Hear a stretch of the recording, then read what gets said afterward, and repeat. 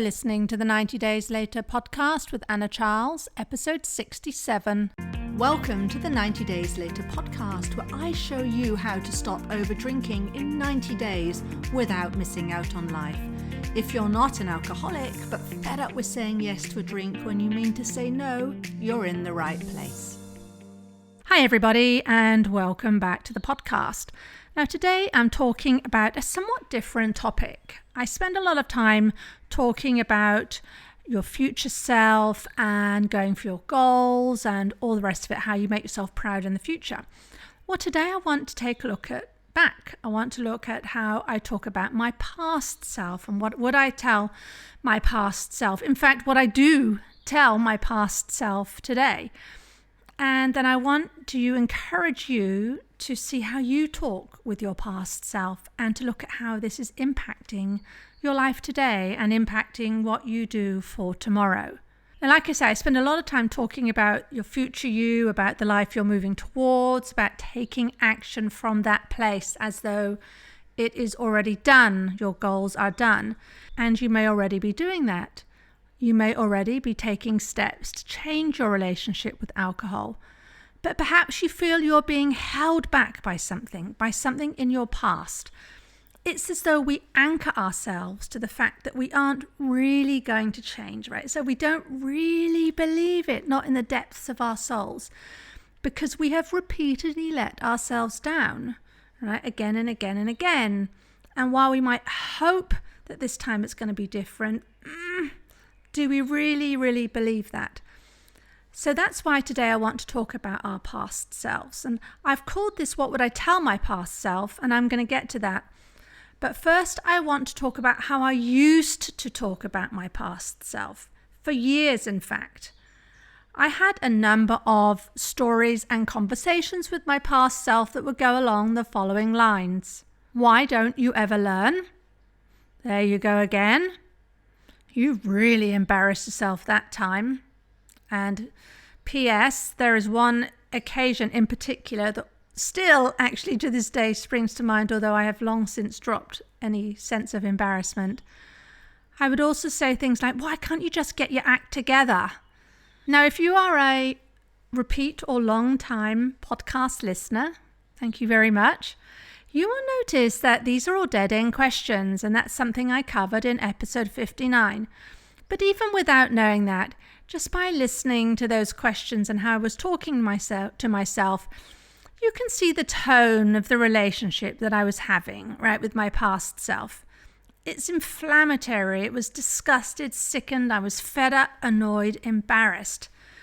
In fact, for me, the overriding emotion I had with myself when it came to alcohol was I was absolutely fed up. I was fed up that I would find myself in the same position night after night after night.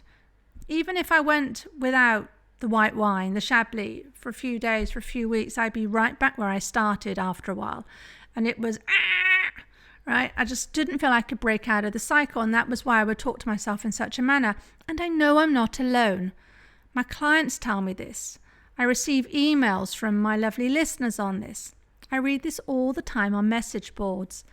All about how we feel anchored to our pasts. Now, I call it that because I like to think of this like a boat. I imagine a boat. Now, for those of you sailors out there, I will just say in advance, I don't actually know a whole lot about boats, so apologies if I misspeak here. But I imagine a boat in the sea, could even be in a harbour, but it's tethered to its anchor, right? So it's in one position, it's not moving anywhere. And a nice breeze comes up. There's a nice strong breeze that would take the boat forward to its destination. So the boat is pulling to go in that way. Kind of the boat naturally wants to move with the wind. But it's tethered, right? It's tethered with its anchor. It can't do what feels natural, if a boat could feel. But you get my point. It can't do what would feel natural to it. And that's how I felt for so long, anchored to my past failed efforts, which repeatedly would drag my belief in myself down. And of course, I'd think about all the things I'd done, all the belligerence, all the embarrassment, all of that stuff, right? That would come up. So I went through this myself, and here's how I see this play out. And this is why this approach right? This approach of reproaching ourselves reinforces what we think about ourselves. Things like we're never going to change. So first people say, I can't change the past. I'm just stuck with it, right? So I guess I'm just stuck with it. Perhaps we say, well, I can't take that back. I mean, it's impossible. So here I am. I'm stuck. I'm stuck because what I did or said is inexcusable. It's out there. It's never going to go away. Not unless we could go back in time in some kind of time capsule, which we can't, at least not yet. So there it is. So we have all that stuff, all that shame, all that embarrassment, all the things we said, all the things we did that we wished we hadn't, all of that. I have to sort of drag it around with me like a bag of smelly rubbish, right? And that's my past. And we don't like the sound of that. I mean, who would? So what do? We try to avoid it. We may even feel a little bit scared of looking back because it brings back such bad feelings, right? When I say things like go back in, look through the wreckage of the night before, see what you can learn. But maybe we're scared to do that because it just feels too much. And then we end up feeling bad about ourselves. We get into that dead end question spiral. Why were you such a jerk? Why were you so stupid? Why were you such a screw up? And then what do you think we do? We drink to stop feeling bad, which in turn reinforces the cycle. And then we say things like, oh, I just want to give myself a strict talking to. Right, I'm going to pull on my big girl pants. I know how this goes. I'm a capable person. I can fix this. And then I'd often say things like, if I could just feel bad enough, if I could feel enough guilt or enough regret, then perhaps I wouldn't repeat my mistakes. But here's the thing, it never worked for me. Has it worked for you if you're somebody who does this too? Has feeling shame and guilt and regret and embarrassment actually made you change? I thought not. Now, I was someone who was used to setting and hitting goals.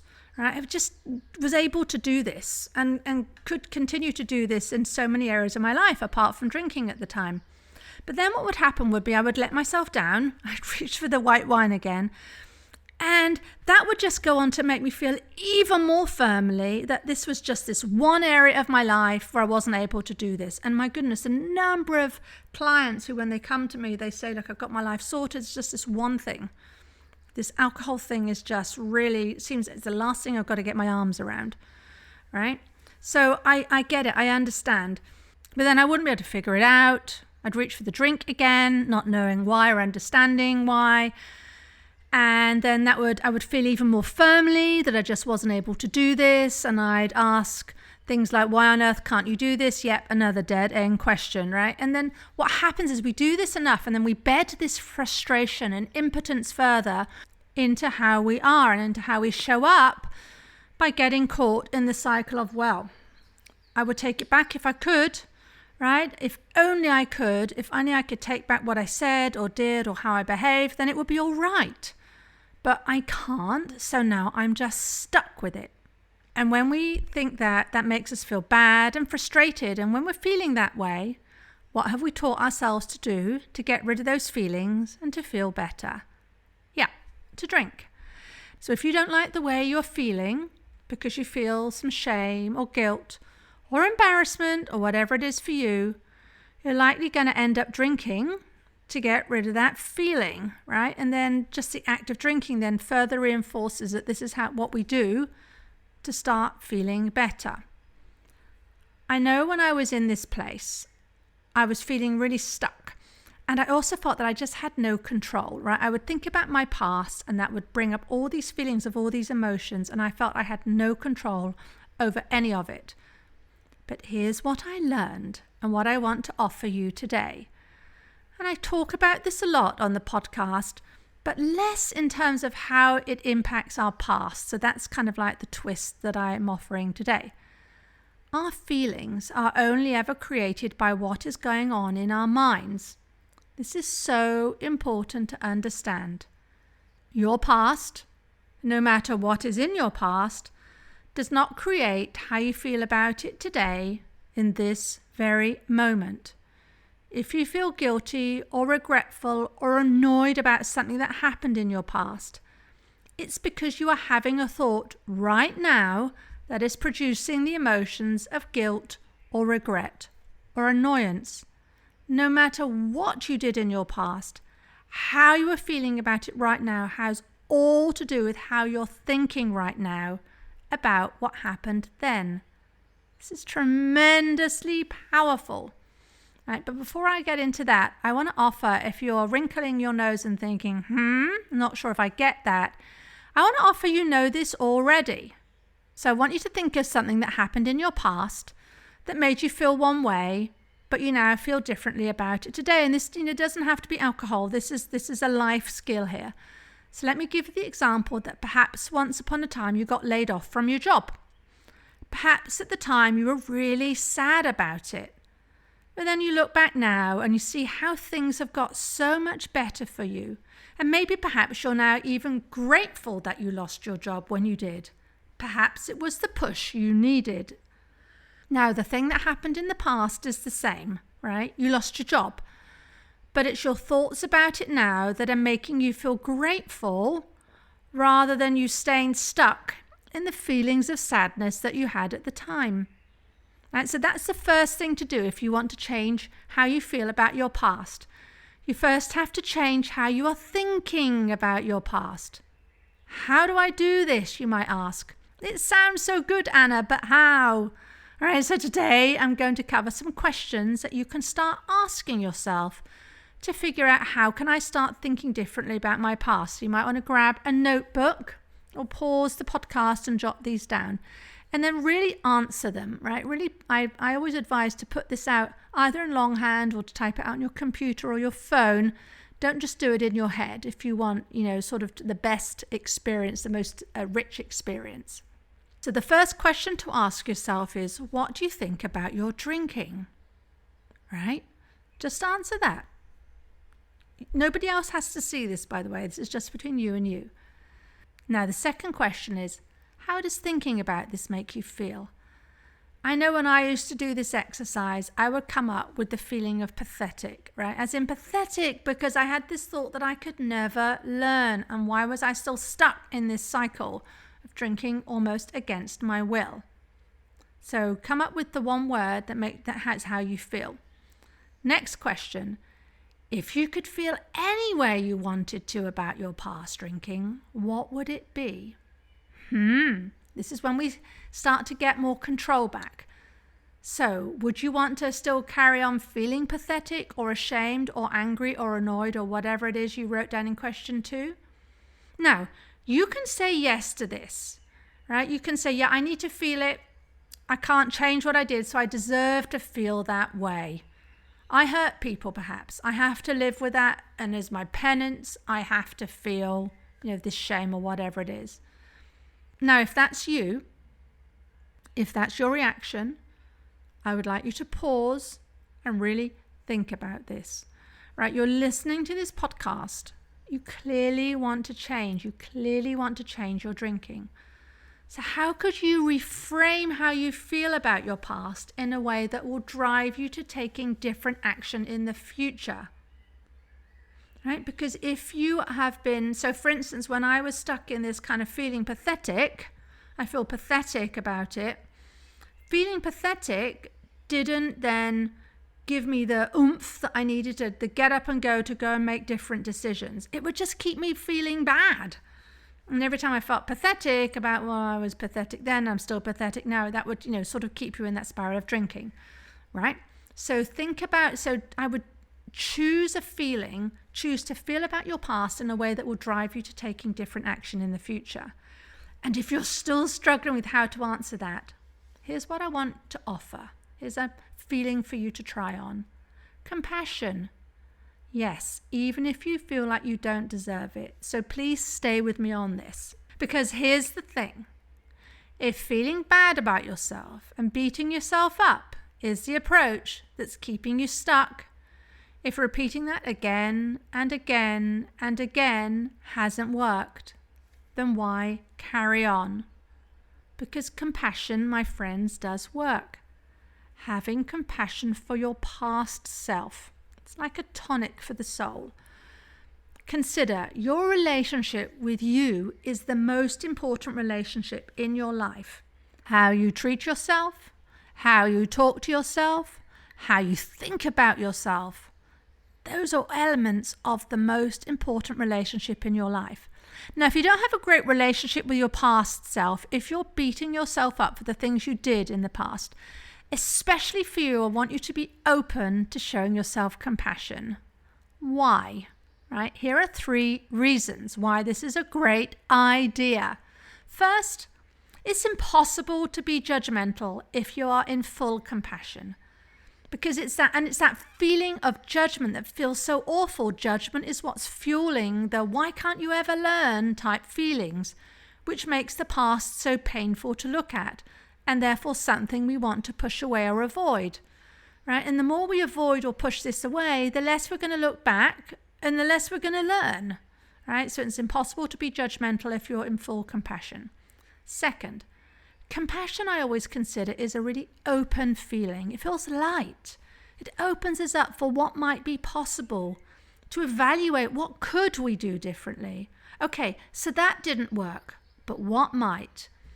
Think about how we handled this with other people, right? If a friend of yours was to come to talk with you about this, about something they've done that they were embarrassed about, we would listen with compassion, right, to what they're worried about. And we would sit and maybe help them to explore what they could do next or what they could do differently. We wouldn't sit there and say, well, that's it. You're screwed. Might as well just, give up now. You're never going to change. Of course we wouldn't. Being compassionate makes we're open to new ideas, open to new ways of looking at things. And third, here's the other reason why you should try showing yourself compassion. What you've been doing so far, judging yourself, hasn't worked. So what have you got to lose? Maybe just being open to the idea. Well, how far could that get you? So I want to talk about how this has been for me and why looking back compassionately instead of judgmentally, how that has been such a big shift for me, right? This is now my relationship with my past self. This is what I would say to myself. In fact, this is what I do say to myself these days when I'm looking back on past Anna. Thank you for being willing to learn. Thank you for being willing to forgive yourself when things didn't go to plan. Thank you for being willing to ask yourself what you were really seeking in that moment when you reached for the Chablis. And thank you for being patient with yourself and asking again and again if you didn't get the answer the first time. Thank you for showing up. Thank you for doing the work. Thank you for doing all the boring things, even when you didn't want to. Thank you for listening to your own advice, for doing what you told yourself to do. I'm so thankful that this relationship is good. Thank you for losing the weight. Thank you for exercising all those years. Thank you for getting a handle on the drinking. Thank you for giving me the miracle today that is freedom around alcohol. Right? Nobody gave me that but my past self. And when I look back, I feel so grateful in unimaginable ways. When I made the change to my drinking in the early days, I had no idea how that would change my life. And as I say, unimaginable ways beyond whether I was going to have just one or no glasses of white wine, right? My goals were very small to start with. I just wanted to get some handle on it, some sense of control. But when I started to change and shift, it showed me what I was truly capable of. It reignited the belief in myself. Just that in itself was priceless, right? Because it showed me if I could surmount and get a handle on this thing that I had struggled with for so long, what was I really capable of, right? This inspired me to create this business. This coaching business has now taken me where I never, ever in a million years thought I would go, where I would get to help others achieve a new life around alcohol, which, by the way, is a huge privilege, right? Where I would get to show other people that drinking less is actually a lot more fun than you might think. Side note, it is. And this all made me think about how grateful I am to my past self for creating this life for me that I'm currently living. I'm so glad about this. I'm so glad my relationship with my past self that she created the life I have today, that I want to feel the same way, if not better, 10 years from now. Right? In 10 years' time, I want to be so thankful to my past self about what she created for me. So my focus right now is how can I make that even better? How can I make my life even better for my future self than my past self has made for me today? And once you start stepping into that, that's when you get back your full sense of control and eagerness and vibrancy that you are creating the life that you want to live. So in summary, if you are feeling stuck in a cycle of wanting to change your drinking but not being able to, if you feel anchored to your past with what you've done and how you feel about what you've done, you can still change. You can do this simply by deciding how you think about your past and also by dropping judgment in place of compassion. Try it. It is amazing.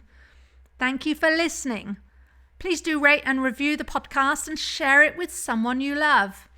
And if you have any questions, if you want to get coached, if you want to transform your life so that you get freedom around your life and have fun without worrying what's in your glass, I can help. Go to 90dayslater.co and click on the big blue button to book a call, or you can email me with questions at anna@90dayslater.co. And I'll see you next week. If you like what you're learning in the podcast and you want to take the work further and achieve total freedom around alcohol, let's talk. I help my clients stop reaching for that first glass of wine the moment 6 p.m. rolls around and they don't miss out on life. And we do it in 90 days. The effect is permanent. Email me for more information on anna@90dayslater.co. And if you did enjoy the show, I'd really appreciate if you'd leave a rating and review to help others find the 90 Days Later podcast.